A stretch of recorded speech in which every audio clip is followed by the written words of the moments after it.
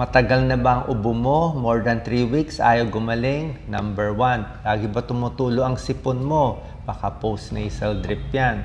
Number 2, parang may allergy ka ba? Pabalik-balik, tapos bumabahing? Allergic rhinitis yan. Number 3, parang may plema ka ba? Parang maasim dito sa lalamunan? GERD yan, gastric reflux. Number 4, may sound ba? May huni, may wheezing? Asthma yan. Number 5, meron bang mahina ang baga? Di ba? Nilalagnat sa hapon, may plema, baka tuberculosis. Number 6, heavy smoker. Di ba? Lakas manigarilyo, daming plema, COPD, chronic obstructive pulmonary disease.